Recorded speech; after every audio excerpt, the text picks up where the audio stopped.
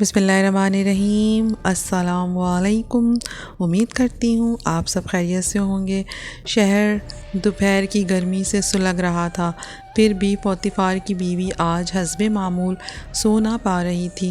اس کی لونڈی بشامہ سوچنے لگی، آخر آج میری مالکہ کو کیا ہوا ہے؟ اس کی طبیعت کی بے چینی اس کی رنگین و شوخ فطرت کے بالکل برعکس ہے۔ موسم کی شدت کی پرواہ کیے بغیر وہ خود کو ادھر ادھر کے کاموں میں مصروف رکھے ہوئے تھی۔ بشامہ کو اسے غسل دینا اور مالش کرنی تھی، اور اب مرحلہ لباس کے انتخاب کا تھا۔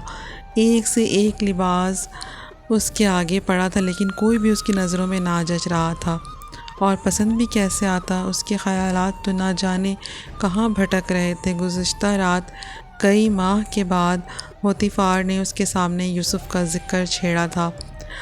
اس نے کن اکھیوں سے اپنی بیوی کو دیکھتے ہوئے بات بڑھائی، جب سے یوسف جیل گیا ہے وہاں کے حالات بالکل سدھر گئے ہیں۔ پانیب بتا رہا تھا کہ اس کی معرفت اس کی قسمت بدل ہی گئی ہے۔ بشامہ حیرت زدہ سی اس کا منہ تکنے لگی۔ بیگم کی شعلہ سی آنکھیں اس کے دل کی کیفیت کی غمازی کر رہی تھیں۔ اسے خود پر غصہ آ رہا تھا۔ وہ چلائی، پھر کبھی اس کا نام میرے سامنے نہ لینا، بہتر تو یہ ہے کہ ابھی اس کا سر اڑا دو۔ اس کے دل و دماغ میں ہلچل مچی ہوئی تھی۔ وہ سمجھ گئی تھی کہ وہ اپنے شوہر کو کسی طور پر قائل نہ کر پائے گی۔ پوتیفار نے ایک پرمعنی مسکراہٹ سے بیوی کو دیکھا اور باہر نکل گیا۔ بیگم نے اپنی اس نیم گرم ازدواجی زندگی کو بہتر بنانے کی ایک اور کوشش کرنے کا ارادہ کر لیا۔ بشامہ اس کی خواصوں میں سے تھی جو اس کے مزاج کو اچھی طرح سے سمجھتی تھی۔ اسے فوراً احساس ہو جاتا تھا کہ کب اس کی مالکہ کو کسی کی ضرورت ہے۔ جب وہ بیگم کا جوڑا بنا رہی تھی تو اس نے بڑی تشفیع آمیز لہجے میں اس کی ڈھارس بندھائی۔ آقا پوتیفار ان دنوں انتہائی مصروف ہیں۔ فرعون کی حفاظت کی ذمہ داری بڑا جان جوکھوں کا کام ہے۔ بیگم نے تائید کی اور گہری سانس بھری۔ ہاں یہ تو ہے، اگر بادشاہ کو کچھ ہو گیا تو میرے شوہر کی جان کی خیر نہیں، اور ساتھ ہی وہ فرعون کے محل میں جلوہ داروں کے سردار بھی ہیں، پھر انہیں سرکاری جیل اور پھانسیوں کا بھی انتظام کرنا ہوتا ہے۔ کام اتنا زیادہ ہے کہ میرے لیے تو ان کے پاس وقت ہی نہیں ہوتا۔ بشامہ کی خوشگپیوں نے بیگم کے بوجھل خیالات پر ٹھنڈی پھوار کا کام کیا۔ یہ وہی خوابگاہ تھی جہاں اس نے اپنی ہوس کی تسکین کے لیے حضرت یوسف کی معصومیت کو لوٹنے کی کوشش کی تھی۔ وہ اس نوجوان کو بلانے کی انتہائی کوشش کرتی رہی، لیکن کامیاب نہ ہو سکی۔ اس کے خیال نے اسے نہایت افسردہ دل کر دیا تھا۔ جب سے اس کے شوہر نے حضرت یوسف کا ذکر چھیڑا تھا، وہ پھر سے آسیب کی طرح اس پر چھا گئے تھے۔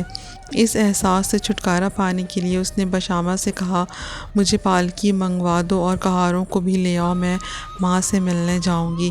اس فیصلے پر وہ دبی سی ہنسی ہنستے ہوئے بولی، ماں کو اپنے آرام میں میری دخل اندازی کو کچھ اچھی نہیں لگے گی، پھر بھی کبھی کبھی بیٹی چاہتی ہے کہ وہ ماں سے مل کر ڈھیروں باتیں کرے۔ ابھی وہ جانے کی تیاری ہی کر رہی تھی کہ اسے گھوڑوں کے ٹاپوں عورت کی چڑچڑاہٹ سنائی دی جو کہ صحن کے اندر داخل ہو رہا تھا۔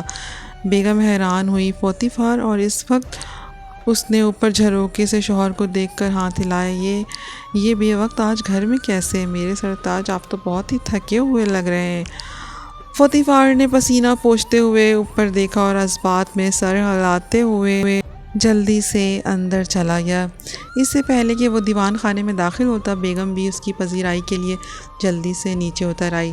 پوتیفار نے خود کو کرسی پر گراتے ہوئے کہا، ایک گلاس ٹھنڈا پانی، بلا کی گرمی پڑ رہی ہے۔ بیگم کا اشارہ پاتے ہی بشامہ پانی لینے چلی گئی۔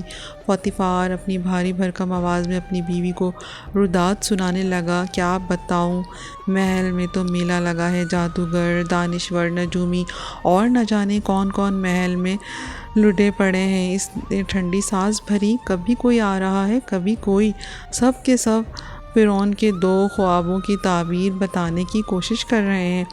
پھر اس نے زور سے اپنی ران پر ہاتھ مارا، لگتا ہے دیوتاؤں نے کسی خاص وجہ سے ان کے ذہن کند کر دیے ہیں۔ بیگم نے لونڈی سے تشتری پکڑی اور بلور کا جام فوتیفار کو تھماتے ہوئے چہک کر بولی، آپ کا پسندیدہ مشروب انگوروں کا رس پی لو، طبیعت بحال ہو جائے گی۔ پھر اس کے مقابل بیٹھے ہوئے پوچھنے لگی، اگر یہ سچ ہے کہ فرعون کی کئی دنوں سے بھوک اور نیند اڑ چکی ہے، پھر تو اس کا مزاج آج کل بہت چڑچڑا ہوگا۔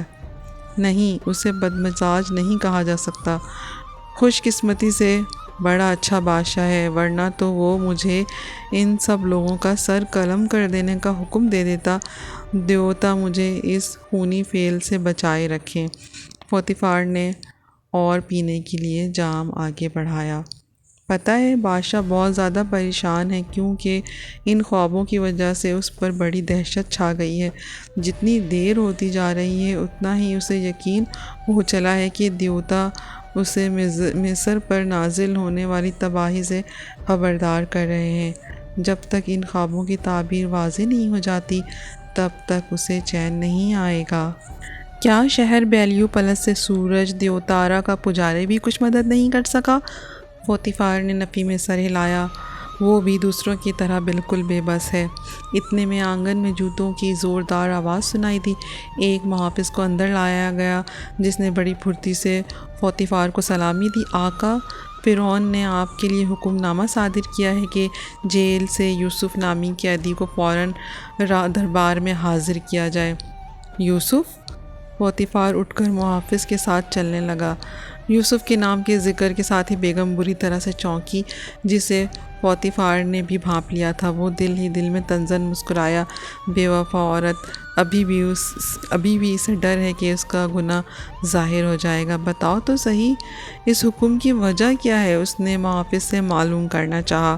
محافظ نے جلدی وضاحت کرتے ہوئے کہا، سردار ساکی جو 2 سال پہلے قید میں تھا، یہ سب کچھ اسی کی وجہ سے ہوا ہے۔ جب وہ جیل میں تھا تو اسی یوسف نے اس کے اور سردار نانپس کے خوابوں کی صحیح تعبیر بتائی تھی۔